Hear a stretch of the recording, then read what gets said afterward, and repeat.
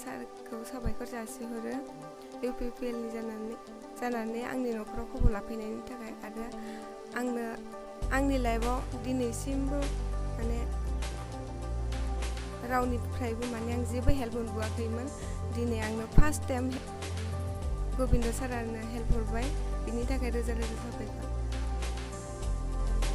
News 24 बड'लेण्डनि गासै नायगिरि नोंथांमोनखौ बरायनानै दिनै आं नैबे समाव नोंथांमोननो मोनसे दुखु गोनां रादाब फोसावनो नागिरदों आरो बे समावहाय आं दंफैयो सनितपुर असमनि जितु सनितपुर जिल्ला, बे सनितपुर जिल्लानि हुग्राजुलि ओनसोलावहाय आरो बे हुग्राजुलि ओनसोलाव सासे फरायसा, जाय फरायसाया लेंगुरा, बै लेंगुरा फरायसुलि सासे सिख्ला फरायसुलि बिथांनि न'खराव दंफैयो आरो बिथांनि मुङानो सोमश्री बर' आरो बिथांनि बिफानि मुङा बिपुल बर' आरो बिमानि मुङा दिपाली बर'। नैबे हुग्राजुलिनि जिथुनिखि नंस्नि जितु सनाजुलि गामि, बे सनाजुलि गामियाव बिथाङा जोनोम मोन्दोंमोन।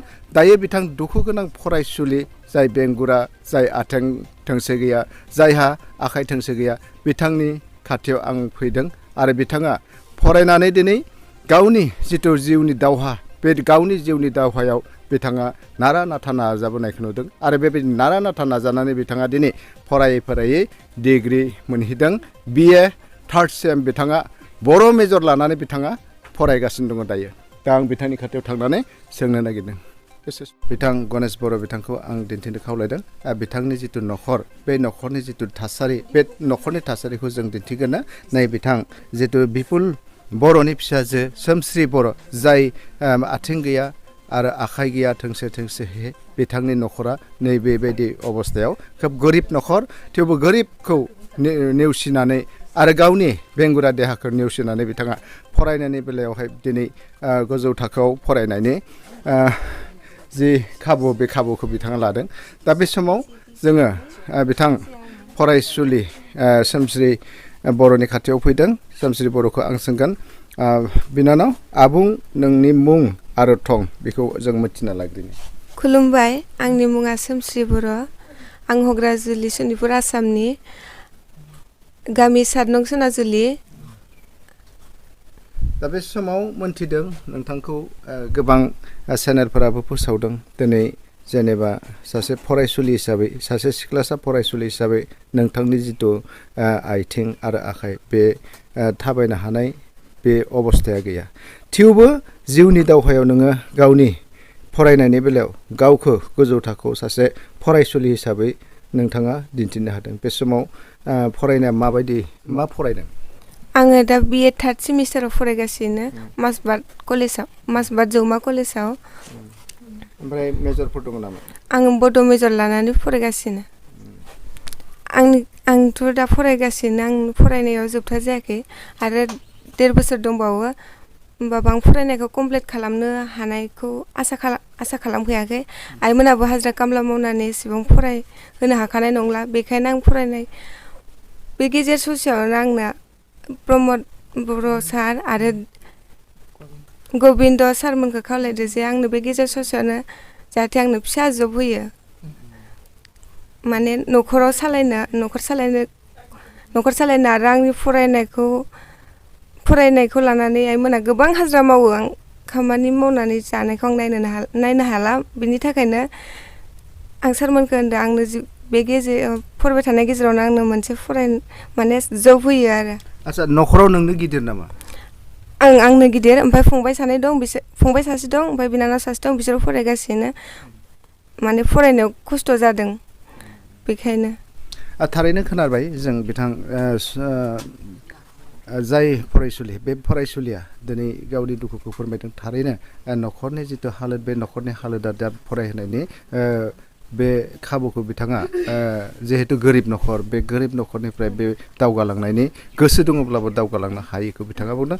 थारैनो बिथाङा खावलायदों दिनैनि जितु सनितपुर डिस्ट्रिक्टनिब्लाबो बिथाङा माजबाद अदालगुरि बिटिआर ओनसोलाव थांनानै बिथाङा फरायहैदों आरो बेबायदिनो आसा खालामदों दिनै गावनि हादोर सिङावहाय थानानै, गावनि माने बर' रायजोनि हादोर सिङाव थानानै जि सरकार खुंदों, बे सरकारनिफ्राय अनसुंथाइ मोननो आरो बे सरकारनिफ्रायनो मोनसे फिसा जब मोननो थाखाय फिसा साख्रि मोननो थाखाय बिथाङा खावलायदों प्रमद बर' सरकारखौ आरो डेपुटि चिफ बिथां गबिन्द चन्द्र बसुमतारी बिथांखौहाय। दा बे समाव मोनसे गोजोनथाव रादाब आं लानानै फैगोन।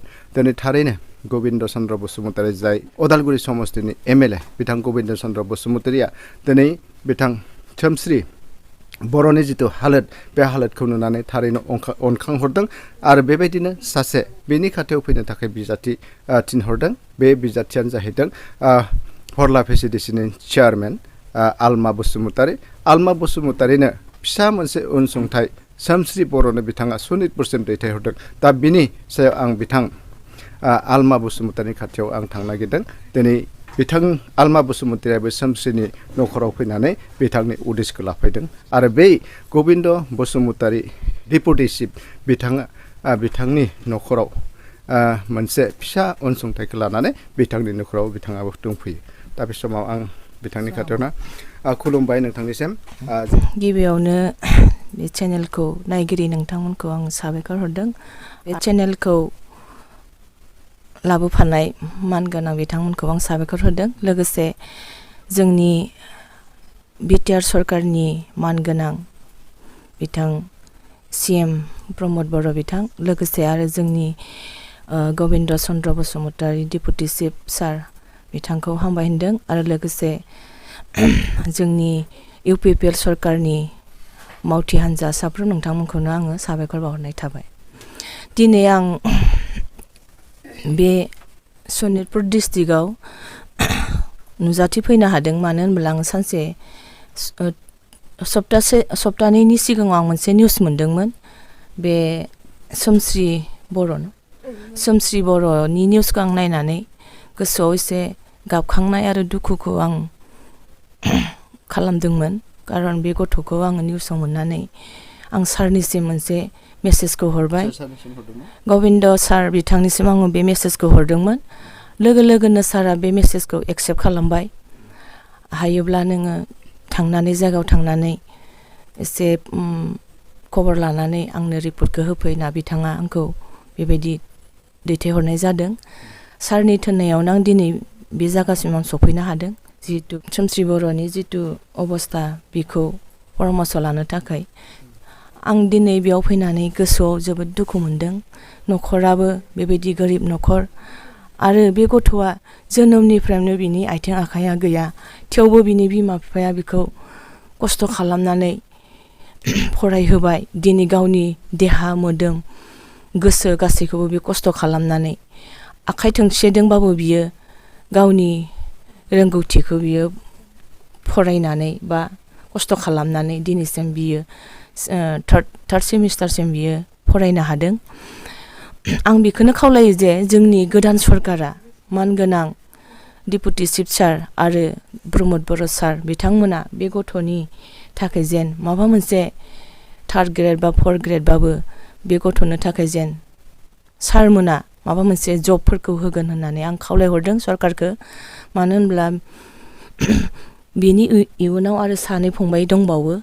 बिसोर 2 फंबायफोरखौ फरायहोनायाव बिसोरहा बहुद थाखा फैसानि गोनांथि जानो हागौ आरो बे गथ'आ आरो बेबायदि गाव हारसिंनो सोलिनो हानाय बेबायदि माबाया गैया बिहा।